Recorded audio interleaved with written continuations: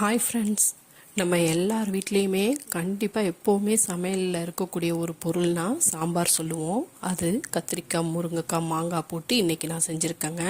அது எப்படி செய்கிறேங்கிறத உங்ககிட்ட ஷேர் பண்ணிக்கிறேங்க. நானே 2-3 விதமாக செய்வேங்க. ஆனால் எனக்கு ரொம்ப ஃபேவரட்டான டைப்பு இது தாங்க. அதை உங்கள் கூட ஷேர் பண்ணிக்கிறேங்க. காலையில் டிஃபன் வேலை முடிஞ்ச உடனே துவரம்பருப்பு கழுவி ஊற வச்சுருவாங்க. எவ்வளோ ஊறி வருதோ அந்த அளவுக்கு நமக்கு கேஸ் மிச்சமாகுங்க.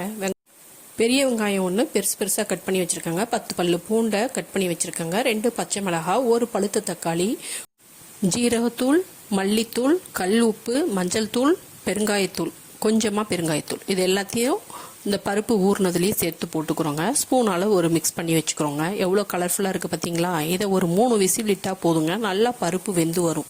இப்போ காய் வேக போட்டுடலாங்க. தண்ணி சூடேறினதும் கத்திரிக்காய், முருங்கைக்காய் கட் பண்ணி வச்சுருக்கேன், அதை சேர்த்துக்கிறேன். மாங்காய் கொஞ்சம் புளிப்பாக இருந்ததுங்க, டேஸ்ட் பண்ணி பார்த்தேன். அதனால் கடைசியில் சேர்த்துக்கலான்னு. புளிப்பு கம்மியாக இருந்தாக்க கூட கொஞ்சம் முன்னாடி சேர்த்துக்கலாம். இல்லைன்னா எப்போவுமே மாங்காய் கடைசியாக சேர்க்குறதாங்க நல்லது. ஏன்னா அந்த ஆணை கொதிக்கிறதுலேயே நல்லா வெந்துருங்க சூட்டுலேயே. அதுக்கப்புறம் நம்ம சாப்பிடும் போது பார்த்தா மாங்காய்லாம் கரைஞ்சிருக்கும். இதோ பாருங்கள், காய் வேக போட்ட கேப்பில் பார்த்தாக்கா பருப்பு நல்லா வெந்திருக்குது. எடுத்து ஸ்பூனால் காமிக்கிறேன் பாருங்கள். இதை நம்ம மத்தால கூட கடையணும்னு அவசியம் இல்லைங்க. ஸ்பூனாலே கிளறி கொடுத்தாலே நல்லா பருப்பு மசிஞ்சு வந்திருக்கோங்க. இது பருப்பு ரெடி பண்ணி வச்சாச்சு. நம்ம மசிச்சு ரெடி பண்ணி வச்சிருக்கிற பருப்பை இந்த வெந்துட்டு இருக்கிற காயிலேயே சேர்த்து நல்லா சிம்மில் வச்சிடலாங்க. ரெண்டும் சேர்ந்து நல்லா மிக்ஸ் ஆகிட்டு இருக்கட்டுங்க. நம்ம மாங்காய் போடாமல் இருக்கிறதா இருந்தால் இந்த ஸ்டேஜ்லேயே கூட புளியை சேர்த்துக்கலாங்க. பருப்பு ஊறும்போதே புளியும் ஊற போட்டுருணுங்க. தாளிச்சதுக்கப்புறமா காயை வேக வச்சு அந்த மாதிரி செய்வாங்கங்க. அதில் காய் கொஞ்சம் வேகாத மாதிரி இருக்கும். டேஸ்ட்டும் அவ்வளோ நல்லா இருக்காதுங்க. இந்த மாதிரி தனித்தனியாக செஞ்சு ஃபைனலாக தாளிப்பு சேர்க்கும் போது டேஸ்ட் நல்லா இருக்குங்க. இப்போ தாளிப்புக்கு தேவையான பொருள் பார்த்துடலாங்க. சின்ன வெங்காயம் கட் பண்ணி வச்சுருக்கேன், கடுகு உளுத்தம் பருப்பு எடுத்து வச்சுருக்கேன், ஜீரகம் எடுத்து வச்சுருக்கேன், பெருங்காயத்தூளும் இப்போவும் கொஞ்சம் தாளிப்பில் சேர்த்துப்பேன். அப்புறம் மிளகாத்தூள், உப்பு. இப்போது எண்ணெய் சூடேறிடுச்சுங்க. கடுகு போட்டுக்கலாங்க. கடுகு பொரிஞ்ச உடனேயே ஜீரகமும் சேர்த்துக்கலாங்க. ஜீரகம் பொரிஞ்ச உடனேயே வெந்தயம் கொஞ்சம் போட்டுக்குவாங்க.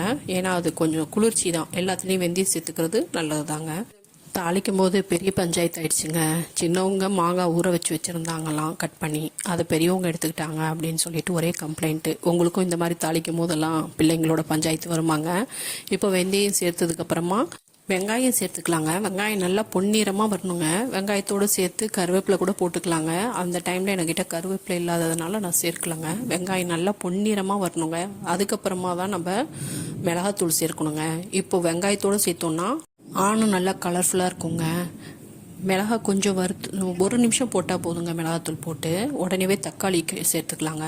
ஒரு 2 தக்காளி சேர்த்துருக்கேங்க. நான் மொத்தமாக 3 தக்காளி சேர்த்துருக்கேங்க. தக்காளி போட்டோன்னா இந்த மிளகாய் காரத்துலேருந்து நம்ம கொஞ்சம் சேஃப்டியாக இருக்கலாங்க. தக்காளி போட்டு ஒரு 2 நிமிஷம் வதக்கினதுக்கப்புறம் பெருங்காயத்தூளும் கொஞ்சம் சேர்த்துக்கிறோங்க. இது நல்லா மிக்ஸ் ஆகி நல்லா வெந்து வரணுங்க.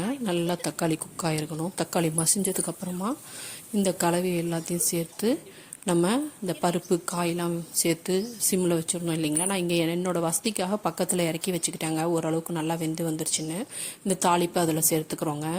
சேர்த்துட்டு உங்களுக்கு காமிக்கிறேன் பாருங்களேன். தாளிப்பை சேர்த்ததுக்கப்புறம் இந்த தாளித்த பாத்திரத்தை கழுவி கொஞ்சம் தண்ணியும் சேர்த்துக்கிறோங்க. அதனால் கொஞ்சம் கொதிக்க விடணுங்க. லைட்டாக கொதிக்க விட்டு மல்லி இலை தூவி ஆஃப் பண்ணிடலாங்க. அந்த இறக்குற சமயத்தில் தாங்க மாங்காவை போடுறேன். நான் மாங்காய் போட்டு ஒரு 2 நிமிஷம் தான் கொதிக்க விடுவேன். கொதிக்க விட்டு சாப்பிட்ற நேரத்துக்கு கரெக்டாக இருக்குங்க வெந்து.